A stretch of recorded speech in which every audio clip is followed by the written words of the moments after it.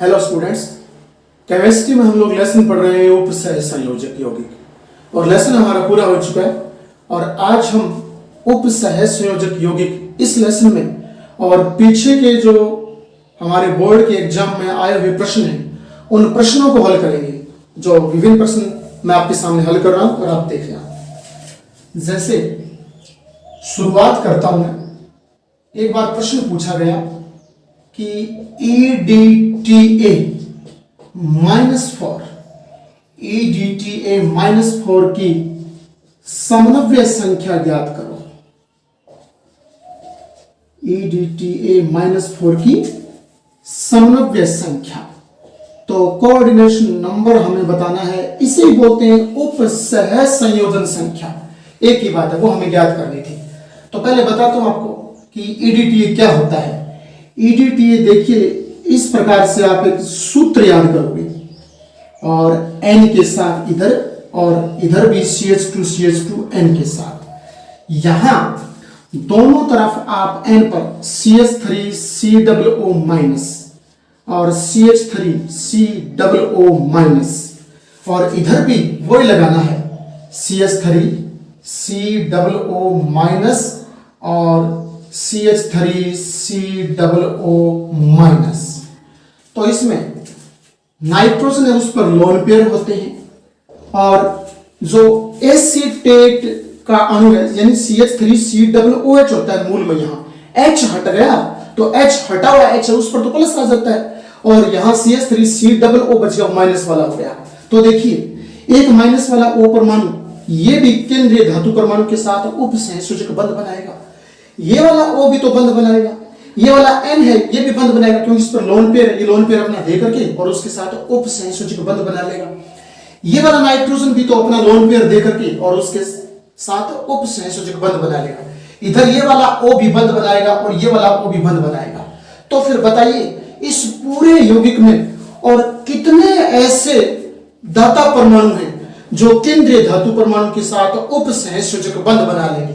तो 6 दाता परमाणु हैं। तो मैं यूं बोलूंगा इस पूरे यौगिक में और 6 दाता परमाणु हैं। वो 6 दाता परमाणु केंद्रीय धातु परमाणु के साथ 6 उपसहसंयोजक बंध बना लेते हैं और 6 उपसहसंयोजक बंध बना रहे हैं तो समन्वय संख्या याद रखना 6 हो जाएगी। समन्वय संख्या कितनी हो जाएगी? 6 हो जाएगी। क्या होती है समन्वय संख्या? कि किसी यौगिक में उपस्थित जितने दाता परमाणु केंद्रीय धातु परमाणु के साथ उपसहसंयोजक बंध बनाते हैं उन उपसहसंयोजक बंधों की संख्या समन्वय संख्या कहलाती है। तो उपसहसंयोजक बंध 2 तो ये वाले ऑक्सीजन बनाएंगे, ये नाइट्रोजन बनाएगा, इधर ये नाइट्रोजन बनाएगा, इधर 2 ये ऑक्सीजन बनाएंगे। तो कुल इस यौगिक में 6 ऐसे परमाणु हैं जो केंद्रीय धातु परमाणु के साथ उपसहसंयोजक बंध बना लेंगे। तो इस यौगिक की समन्वय संख्या 6 हो गई। और इस पर एक बार एक कॉम्पिटिटिव एग्जाम में प्रश्न पूछा था कि EDTA ऐसे दिया था, EDTA पर उपस्थित आवेश का मान होता है। तो याद रखना EDTA पर उपस्थित संपूर्ण आवेश का मान -4 होता है। -2 तो इधर हो गया, ये 1 और ये 1 और -1 और 1 इधर हो गया। तो टोटल EDTA पर संपूर्ण आवेश का मान -4 होता है। ये किसी कॉम्पिटिटिव एग्जाम में पूछा गया था और हमारे एग्जाम में आया था EDTA -4 की समन्वय संख्या बताइए। तो इस प्रकार से सूत्र आप याद रखिए, फिर इसकी समन्वय संख्या है वो ज्ञात कर ली जाती है। अगला प्रश्न जो एग्जाम में पूछा इस लेसन में वो ये था, NiCO जिसे कार्बोनिल कहते हैं। NiCO यानी C के बराबर आकार का O तो कार्बोनिल हो गया और यहां 4 लगा करके और उपसहसंयोजक का निशान लगाया और पूछा NiCO4 में निकल परमाणु, ये वाला जो केंद्रीय धातु परमाणु है, केंद्रीय धातु परमाणु का संकर्ण बताइए। या फिर यूं दिया जा सकता है यहां दे करके कि इसमें निकल का संकर्ण बताइए। तो केंद्रीय धातु परमाणु निकल का संकर्ण पूछा था अपने मेन एग्जाम में, तो संकर्ण बता देंगे। तो संकर्ण जब भी उपसहसंयोजक यौगिकों में जब भी आपसे संकर्ण पूछे तो सबसे पहला नियम है कि आप इसका ऑक्सीकरण अंक ज्ञात कर लीजिए। ऑक्सीकरण अंक ज्ञात करोगे तो आप जानते हो इसको मैं x मानूंगा, प्लस का निशान 4 का 4 लगा दूंगा। और कार्बोनिल शून्य वाला होता है, कार्बोनिल पर शून्य आवेश होता है और बराबर इस पूरे यौगिक पर कोई आवेश नहीं है तो बराबर 0 लगा दूंगा। तो यहां ये x बराबर 0 आ गया, x बराबर 0 अर्थात निकल में यहां शून्य ऑक्सीकरण अंक आ गया, निकल का ऑक्सीकरण शून्य आ गया। अब इस निकल का याद रखना, निकल 28 नंबर पर आता है, इसका विन्यास लिखेंगे तो 1s2 2s2 2p6 3s2 3p6 4s2 और 3d8 हो जाएगा। और इसमें क्वांटम संख्या के अनुसार व्यवस्थित करूंगा तो देखना क्वांटम संख्या 1 फिर 2 2 3 3 और 4 बीच में आ गई, फिर 3 आ रही है तो इसे एडजस्ट कर लेंगे तो बढ़ती क्वांटम संख्या में लिख लेंगे। तो यहां से तो सेम विन्यास यहां तक ऐसा ही हो जाएगा और यहां लिख दूंगा 3d8 4s2। अब उसके बाद में यहां शून्य ऑक्सीकरण अवस्था वाला है तो ना तो इलेक्ट्रॉन निकालने पड़ेंगे ना देने पड़ेंगे, तो शून्य वाला हो जाएगा। तो कहने का अर्थ 4s2 है हमारे पास और 3d8 है हमारे पास, तो हम यहां तो बना लेते हैं डी का विन्यास इस प्रकार से यहां बना देते हैं, ये 3d8 हो जाएगा। और 4s का यहां बना देता हूं और 4s यहां ऊपर लिख देता हूं। 4s में 2 इस प्रकार से यूं है और आपके d में 8 है तो d में 8 इस प्रकार से यूं भर देते हैं और ये d में टोटल 8 हो गए। ठीक है, अब 4s भी तो यहां दे रखा है तो 4s के साथ 4p भी तो होता है, तो 4p खाली पड़ा है यहां, उस 4p को मैं इस प्रकार से यूं बना देता हूं, ये हमारे पास 4p आ गया। अब क्या करना है, अब हमें ये देखना है कि केंद्रीय धातु परमाणु के साथ जुड़ा हुआ ये जो लिगेंड है वो किस प्रकार की प्रकृति का या प्रवृत्ति का है। तो यहां लिगेंड है कार्बोनिल दिया है, ये कार्बोनिल तो प्रबल होता है, मैंने आपको बताया था जल और हैलोजन दुर्बल होते हैं, जल का अणु और हैलोजन दुर्बल होते हैं, इनके अलावा सभी प्रबल होते हैं। तो ये वाला तो प्रबल है ये लिगेंड, तो ये डी कक्षक के और 4s के इलेक्ट्रॉनों का युग्मन कर देगा, तो यहां मेरे को अकेले दिखाई दे रहे हैं, ये युग्मित हो जाएंगे और ये वाले यहां आ जाएंगे। तो फिर हम यहां एक लैंग्वेज लिखते हैं और वो लैंग्वेज क्या होती है, वो ये होती है कि दिए गए यौगिक में कार्बोनिल एक प्रबल लिगेंड है, अतः यह डी कक्षक और एस कक्षक के इलेक्ट्रॉनों का युग्मन कर देगा। ये बात लिखने के बाद में और यहां एक विन्यास बनाएंगे और वो विन्यास कैसा होगा, वो विन्यास मैं यहां बना देता हूं, वो इस प्रकार का विन्यास देखिए टी वाला डी में युग्मित हो जाएंगे, तो देखिए ये वाला एक यहां आ जाएगा, युग्मित हो जाएंगे। तो इस प्रकार से इनको युग्मित कर देंगे, ये खाली हो जाएगा। तो अब 4s वाला भी ध्यान देना, 4s वाले पर भी तो ये लिगेंड एक प्रकार से धक्का लगाएगा, तो 4s वाले उछल करके और इस खाली में आ जाएंगे, डी वाले में आ जाएंगे। तो अब यहां से जो 4s बनाऊंगा वो 4s खाली बच जाएगा और आगे 4p है हमारे पास, तो 4p है वो तो सेम का सेम है। तो ये तो हमारे पास 3d था, ये 4s था और ये वाला 4p है हमारे पास, ये वाला 4p हमारे पास है। अब हमें क्या करना है, हमें निकल के साथ 4 कार्बोनिल जोड़ने हैं। तो यहां तो खाली नहीं है, इनमें नहीं जोड़ सकता, यहां खाली नजर आ रहा है और p वाले भी खाली नजर आ रहे हैं मुझे, तो एक तो यहां जोड़ दूंगा इस प्रकार से यूं CO, एक यहां जोड़ दूंगा CO और एक यहां जोड़ दूंगा CO और लास्ट वाला यहां जोड़ दूंगा CO। 4 CO जोड़ने के कार्बोनिल D के निकल के D में, तो निकल के D और 4s 4p में हमने 4 कार्बोनिल जोड़ दिए। और अब देखेंगे D वाला तो संकरण में काम नहीं आ रहा है, 3D वाला तो D तो नहीं होगा, S का एक बॉक्स काम में आ रहा है तो लिखूंगा S1। P में देखिए कितने बॉक्स काम में आ रहे हैं, P में 3 बॉक्स काम में आ रहे हैं तो लिखूंगा P3। और इधर वाले भी D तो है ही नहीं, ना इधर वाले D काम में आ रहे हैं ना इधर वाले D काम में आ रहे हैं, S और P काम में आ रहे हैं, तो संकरण हो गया हमारे पास sp3। कौन से वाला हो गया, sp3 संकरण हो गया इसका, ये बात आपको याद रखनी है। अगला प्रश्न है, अगला प्रश्न पूछा गया था K3 और संकुल का निशान Fe और C2O4 और होल थ्राइस, C2O4 की होल थ्राइस। याद रखना C2O4 को ऑक्सिलेटो बोलते हैं, K3 Fe C2O4 की होल थ्राइस। Fe तो केंद्रीय धातु परमाणु है, पोटेशियम यहाँ अग्र आयन है, और C2O4 को ऑक्जेलेटो बोलते हैं। ऑक्जेलेटो का सूत्र कुछ इस प्रकार से यूं होता है, थोड़ा सा आप ध्यान में रखना, यहां माइनस और इस O पर भी माइनस, तो ऑक्जेलेटो पर कुल -2 आवेश होता है। ऑक्जेलेटो में देखना 2 कार्बन, तो ये रहे 2 कार्बन, टोटल ऑक्सीजन 4, तो टोटल ऑक्सीजन 4, और यहां कभी इस पर आवेश लिखा नहीं जाता संकुल लिखते समय, तो आवेश 2 होता है इस पर। तो ऑक्जेलेटो पर याद रखना आवेश 2, अर्थात ऑक्जेलेटो एक द्विधात्विक लिगेंड है, 2 आवेश और 2 दाता परमाणु, आवेश 2 और दाता परमाणु 2, दाता परमाणु 2, तो द्विधात्विक लिगेंड है ये। तो इसका मैं एक ही प्रश्न में 2 प्रश्न पूछ लेता हूं, हमारे एग्जाम में अलग अलग प्रश्न पूछे गए कि K3FeC2O4 की होल थ्राइस में धातु परमाणु, ये है Fe, धातु परमाणु की ऑक्सीकरण अवस्था बताइए। और दूसरा प्रश्न एक बार अलग से पूछा गया, वो पूछा गया कि धातु परमाणु की समन्वय संख्या ज्ञात कीजिए। तो इस एक ही प्रश्न में 2 प्रश्न हम निकाल लेंगे। तो सबसे पहले तो हम निकालते हैं धातु परमाणु का ऑक्सीकरण अंक Fe का, तो हम निकालेंगे, तो इसको x मान लेंगे। तो पहले पोटेशियम को लिखूंगा, आप जानते हो पोटेशियम प्रथम वर्ग में आता है, प्रथम वर्ग वालों पर सारों पर +1 आवेश होता है, तो यहाँ एक पोटेशियम पर +1 आवेश है, ये पोटेशियम तो 3 है, तो +3 आवेश हो जाएगा, +3 आवेश यूं लगा लेंगे, इसको x मान लेंगे, तो यहाँ x लिख देंगे, आगे बढ़ो तो यहाँ x लगा देंगे, वो प्लस लगा देंगे, उसके बाद पैरों वाली संख्या पहले आ जाएगी, वो पहले लिख देंगे। C2O4 ऑक्सीलेटो, इस पर -2 आवेश होता है, तो -2 लगा देंगे। सारे यौगिक पर मुझे यहाँ कोई आवेश नजर नहीं आ रहा, तो 0 लगा देंगे, और इस प्रकार से इसको हल कर लेंगे।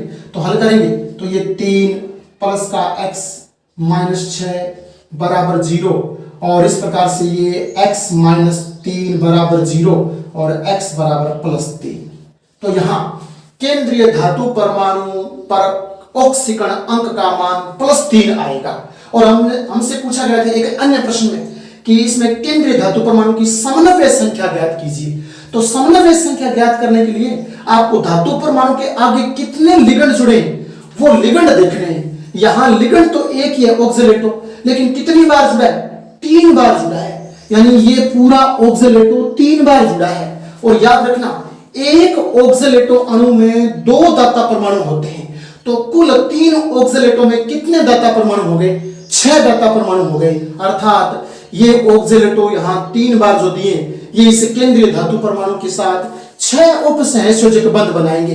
तो इसमें केंद्रीय धातु परमाणु की समन्वय संख्या, याद रखना केंद्रीय धातु परमाणु की समन्वय संख्या 6 हो जाएगी।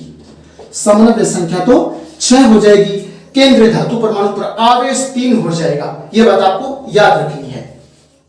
और इसी प्रकार एक अगला प्रश्न मैं आपको बता रहा हूं। नेक्स्ट एक प्रश्न पूछा गया था कि EDTA, वैसे तो पहले हम हल कर चुके हैं, लेकिन ये पूछा गया EDTA का पूरा नाम बताइए, और जल की स्थायी कठोरता को दूर करने के लिए कौन सा यौगिक काम में लिया जाता है। मैं एक प्रश्न में 2 प्रश्न बता रहा हूं। एक तो पूछा गया EDTA का पूरा नाम बताइए, एक अन्य एग्जाम में आया। फिर एक एग्जाम में ऐसा पूछा गया कि जल की स्थायी कठोरता को दूर करने के लिए और कौन सा संकुल यौगिक, जटिल यौगिक काम में लिया जाता है। तो जल की स्थायी कठोरता दूर करने के लिए EDTA काम में लिया जाता है, यह बात आपको याद रखनी है।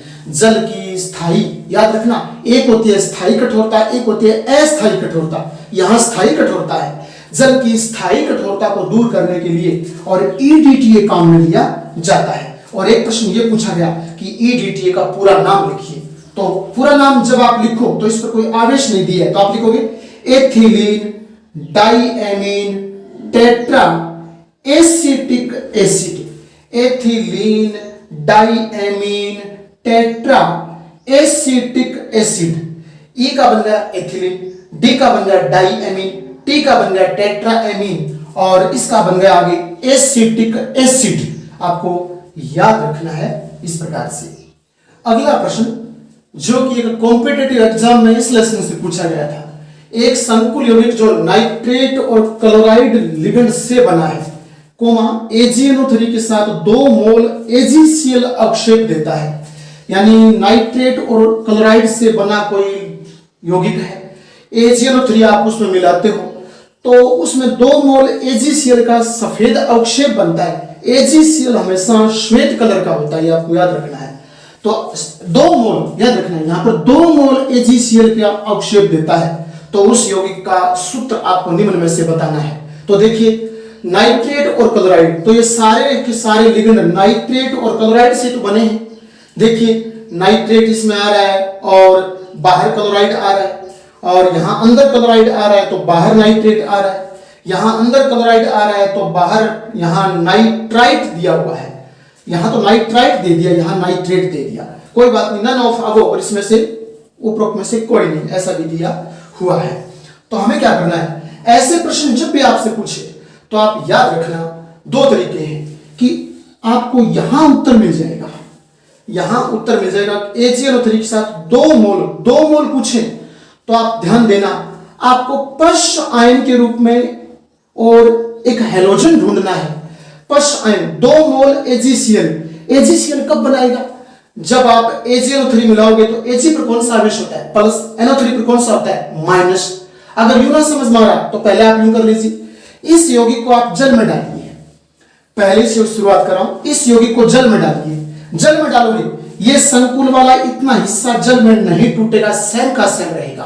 कैसे, जैसे मैं बताता हूं आपको, CONH3 की 5 और NO3, यहां संकुल का निशान है, वो निशान लगा देता हूं। मैं कर रहा हूं इसकी बात, ये इतना हिस्सा जल में नहीं टूटेगा, कहने का अर्थ कोबाल्ट के साथ ये जुड़े रहेंगे, ये जल में अलग नहीं होंगे, क्योंकि संकुल के अंदर आ रहे हैं।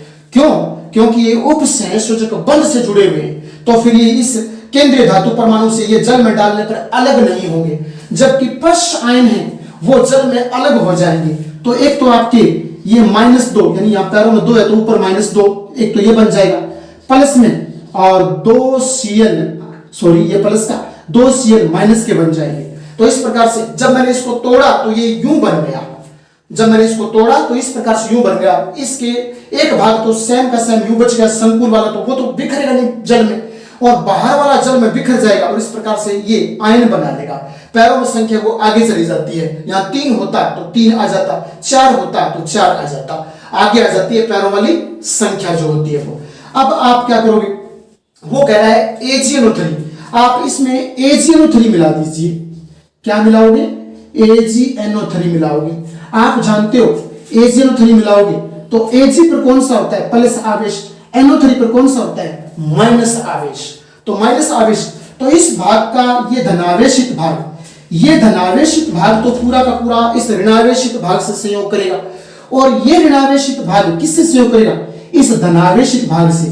तो आगे ये वाला हम जोड़ के इसके साथ लिख देंगे, और हमें तो यहाँ AgCl पूछ रहा है, तो यहाँ इस Ag के साथ ये Cl बन जाएगा, और Ag के साथ Cl बन जाएगा, और Cl कितने 2 हैं, Cl कितने हैं 2 हैं। तो याद रखना 2 मोल इससे बन रहा है, यानी यहाँ 2 Cl है तो Ag के साथ क्रिया करने पर आगे 2 AgCl बन जाएंगे, और इसने हमें यही कहा है 2 मोल AgCl, तो 2 मोल AgCl तो इस सूत्र से बनेंगे, इस सूत्र से बनेंगे। अब इसमें देख लीजिए, इसमें देखिए आप इसको जल में तोड़ोगे तो जल में ये वाला हिस्सा सेम का सेम जल में रहेगा, टूटेगा नहीं। बाहर वाला NO2 और माइनस आयन बना लेगा, तो माइनस आयन बना लेगा। आप इसमें AgNO3 डालोगे तो AgNO3 में Ag इसके साथ क्रिया करेगा नहीं, Ag इसके साथ क्रिया नहीं करेगा, कहने का अर्थ करेगा तो AgNO2 बनाएगा, AgCl तो नहीं बनाएगा। और यहां देखिए इसको आप जल में डालोगे तो ये हिस्सा तो जल में सेम का सेम रहेगा, ये वाला बाहर टूट जाएगा, NO3 माइनस बन जाएगा, और इसके अलावा Cl माइनस बन जाएगा। तो यहां तो हमें कह रहा है AgCl, तो आप AgNO3 मिलाओगे तो यहां Cl एक ही है, जबकि हमें वो कह रहा है 2 मोल, तो इससे 2 मोल नहीं बनेंगे, AgCl बन तो जाएगा इसमें, जब आप AgNO3 मिलाओगे तो AgCl बन जाएगा, लेकिन वो तो हमें कह रहा है 2 मोल AgCl, तो इससे 2 मोल तो नहीं बनेगा क्योंकि एक ही Cl है, जबकि इस सूत्र में 2 Cl है तो 2 मोल बन जाएगा। और इस सूत्र में यहां बाहर की तरफ Cl है ही नहीं तो AgCl बनेगा ही नहीं, तो इससे तो AgCl बनेगा नहीं, इससे AgCl 1 मोल बनेगा क्योंकि एक ही Cl है, इसमें 2 Cl है तो AgCl 2 मोल बन जाएगा। अगर यहां यूं होता, याद रखना AgCl 3 होते, कहने का Cl 3 होते तो AgCl 3 मोल बनते, अगर यहां Cl 4 होते तो AgCl 4 मोल बनते। तो सबसे आसान पहचानने का तरीका, पश्च आयन में आयन देख लीजिए, पश्च आयन में क्लोराइड आयन देख लीजिए, यहां पूछा है AgNO3 के साथ AgCl के 2 मोल। तो AgCl में हमें Cl देखने बाहर की तरफ, और Cl जितने होंगे उतने ही मोल बन जाएंगे। पश्च आयन में Cl जितने दिए होंगे उतने ही मोल बन जाएंगे। हमारे मूल सूत्र में यहां 2 था, तो 2 AgCl के मोल इससे बन जाएंगे। इससे 1 AgCl का मोल बनेगा, इससे AgCl का कोई मोल नहीं बनेगा, क्योंकि यहां पश्च आयन के रूप में Cl है ही नहीं। इस प्रकार से आप हल करो तो थोड़ी सी बात आपको याद रखनी है। यह प्रश्न हमारे एग्जाम में पूछा गया था, अलग अलग आए थे दोनों। LiAlH4 का IUPAC नाम लिखिए। फिर एक अन्य एग्जाम में आया NaBH4 का IUPAC नाम लिखिए, लेकिन हमने यहां दोनों प्रश्न एक साथ लिख लिए। तो यहां देखिए, अगर आयन के रूप में लिथियम धातु है, तो अगर आयन के रूप में लिथियम धातु है तो उसका नाम सेम का सेम आ जाएगा। तो हम लिखेंगे लिथियम। उसके बाद में आगे चलिए, और आगे आप देखोगे ये संकुल का निशान है। संकुल के निशान की शुरुआत में बता चुका हूं, हमेशा केंद्रीय धातु परमाणु दिया होता है। यहां केंद्रीय धातु परमाणु एल्यूमिनियम दिया हुआ है। क्या दिया हुआ है? एल्यूमिनियम। तो इस लिहाज से देखूं तो पहले मैं सरलतम रूप में यूं कर लेता हूं, पहला जो हिस्सा है वो धनावेशित हो गया, और संकुल भाग क्या हो गया? ऋणावेशित हो गया। धनावेशित वाला हिस्सा उसका नामकरण हम कर चुके हैं, लिथियम लिख दिया। अब ऋणावेशित वाले में प्रवेश करेंगे। ऋणावेशित वाले में प्रवेश करेंगे तो यहां निशान की शुरुआत में हमेशा केंद्रीय धातु परमाणु दिया होता है, और फिर उसके आगे लिगेंड जुड़े होते हैं। केंद्रीय धातु परमाणु के साथ जितने जुड़े होते हैं वो लिगेंड जुड़े होते हैं इस निशान के अंदर अंदर। यहां तो हमें हाइड्रोजन जुड़ा हुआ नजर आ रहा है, और वो भी एक नहीं 4 बार। हाइड्रोजन 4 बार जुड़ा हुआ आ रहा है इसके साथ, एल्यूमिनियम के साथ। तो लिगेंड पहले बोले जाते हैं, और H एक लिगेंड है यहां पर, और H के बारे में बता चुका हूं। H को लिगेंड के रूप में हाइड्रिडो बोला जाता है, हाइड्रिडो। तो आप संख्या पहले लिखोगे टेट्रा, क्या लिखोगे? Tetra hydrido, tetra hydrido. उसके बाद में एल्यूमिनियम का नाम आ जाएगा एल्यूमिनियम। लेकिन एक बात याद रखिए, एल्यूमिनियम यहां ऋणावेशित भाग में है। ऋणावेशित भाग में संभव हो तो पहले धातु का लैटिन नाम लिखा जाता है, लेकिन जिसका लैटिन नाम ना हो तो उसके अंग्रेजी नाम के अंत में 8 जोड़ दिया जाता है। लैटिन नाम हो तो लैटिन नाम लिखकर अंत में 8 लगाते हैं, लेकिन जिनके लैटिन नाम ना हो तो उसका अंग्रेजी नाम के अंत में 8 जोड़ दिया जाता है। ऋणावेशित वाले हिस्से में 8 तो हमेशा आता है। तो यहां एल्यूमिनियम और ऋणावेशित भाग है, तो एल्यूमिनियम प्लस 8, तो एल्यूमिनेट। तो क्या लिखोगे? एल्यूमिनेट बन जाएगा। और फिर यहां ब्रैकेट में ऑक्सीकरण अंक आ जाएगा। ऑक्सीकरण अंक निकालो तो याद रखना, जिसका निकालना है किसका? एल्यूमिनियम का। केंद्रीय धातु परमाणु का निकाला जाता है, तो केंद्रीय धातु परमाणु तो एल्यूमिनियम है। एल्यूमिनियम का निकालेंगे x मान करके, तो कैसे लिखेंगे? एल्यूमिनियम को तो यहां लिखूंगा x। इससे पहले लिथियम है, लिथियम हमेशा +1 होता है। लिथियम प्रथम वर्ग में आता है तो +1 होता है। एल्यूमिनियम का x माना, आगे बढ़े, और यह 4 पैरों में है वो 4 लगा लेंगे, और यहां H है। याद रखना, जिसके अंत में हाइड्रोजन लगाओ वो सारे के सारे हाइड्राइड होते हैं, और हाइड्राइडों में आपने 11th क्लास में पढ़ा है, हाइड्राइडों में H का ऑक्सीकरण -1 होता है। तो यहां H का -1 है, और सारे के ऊपर कोई आवेश नहीं है तो बराबर 0 लगा देंगे, और इस प्रकार से इसको हल करेंगे तो 1 + x - 4 = 0, और यह आ जाएगा x - 3 = 0, और x = +3। तो यहां +3 इस प्रकार से रोमन संख्या में लिख दिया जाएगा। आप ध्यान देना, लिथियम टेट्राहाइड्रिडो एल्यूमिनेट इसका नामकरण के रूप में IUPAC नाम हो जाएगा। अब हमारा इसमें अगला है, सोडियम पहले दिया हुआ है, और केंद्रीय धातु परमाणु निशान की शुरुआत में जो होता है वो केंद्रीय धातु परमाणु होता है। यहां केंद्रीय धातु परमाणु B अर्थात बोरोन दिया हुआ है, और इसके साथ आगे लिगेंड के रूप में 4 H जुड़े हुए हैं। निशान के प्रारंभ में हमेशा केंद्रीय धातु परमाणु होता है, यह बात आपको 100% याद रखनी है। निशान ये रहा, उपसंयोजक का निशान। निशान की शुरुआत में कौन आता है? केंद्रीय धातु परमाणु होता है, तो बोरोन केंद्रीय धातु परमाणु है। और आगे जुड़े होते हैं निशान के अंदर अंदर, वो कौन होते हैं? वो लिगेंड होते हैं। तो सबसे पहले मैं इसको दो टुकड़ों में तोड़ता हूं। पहले अगर आयन का तो धनावेश बन जाएगा और जो दूसरा भाग है वो ऋणावेश बन जाएगा। और अब सबसे पहले धनावेशित भाग का नामकरण कर देंगे, तो सोडियम। तो हम सोडियम को सेम का सेम लिख देंगे। अगर इसके पैरों में कुछ लगा होता, जैसे Na के पैरों में 3 लगा होता, 2 लगा होता, तो वो संख्या नहीं बोली जाती। अगर आयन के पैरों वाली संख्या नहीं बोलते हैं, सीधा ही उसे बोलते हैं। सोडियम यहां आ जाएगा। उसके बाद में अब इस संकुल भाग में प्रवेश करते हैं। संकुल भाग में ये केंद्रीय धातु परमाणु है, लेकिन पहले तो लिगंड बोले जाते हैं और लिगंड संख्या सहित बोले जाते हैं। तो यहां 4 है, तो बोलूंगा टेट्रा। और H को बोलते हैं यहां लिगंड के रूप में हाइड्रिडो, तो मैं लिख दूंगा हाइड्रिडो। और उसके बाद में फिर आपके बोरोन है, तो बोरोन का नाम तो होता है यहां बोरोन, लेकिन बोरोन ऋणावेशित हिस्से में है, तो और बोरोन का लैटिन नाम भी नहीं होता, तो बोरोन का अंग्रेजी नाम बोरोन लिखा जाता है। उसके अंत में 8 जोड़ देते हैं। 8 क्यों जोड़ रहे हैं? क्योंकि ये ऋणावेशित हिस्सा है, ऋणावेशित हिस्से में और धातु के अंग्रेजी नाम के अंत में 8 आता है, तो यहां बोरोन प्लस 8 तो बोरेट बन जाएगा। बोरोन प्लस 8 तो बोरेट बन जाएगा और बोरेट लिख देंगे। अब इसका ऑक्सीकरण अंक यहां रोमन संख्या में आ जाएगा। ऑक्सीकरण अंक निकालने के लिए सोडियम आप जानते हो प्रथम वर्ग में तो +1 होता है। आगे चलूं, बी का बोरोन का निकालना है तो x मान लेंगे। आगे चले, ये पैरों वाली संख्या पहले आ जाएगी तो 4 लिख देंगे। और मैंने बता चुका हूं जिन यौगिकों के साथ धातु H अंत में जुड़ा होता है वो सारे हाइड्राइड होते हैं। हाइड्राइडों में H का ऑक्सीकरण अंक एक 11th क्लास के अनुसार याद होगा -1 होता है। और इस सारे के ऊपर यहाँ कोई आवेश नहीं है तो बराबर 0 लगा देंगे। इस प्रकार से हल करेंगे तो ये बन जाएगा 1 + x - 4 = 0 और x - 3 बराबर 0 और x बराबर +3। तो यहाँ +3 तो हम तो रोमन संख्या में लिखते समय और +- इसके आगे लगाते नहीं है। तो इस प्रकार से क्या बनेगा? सोडियम टेट्राहाइड्रिडो बोरेट 3, ये इसका IUPAC नाम हो जाए।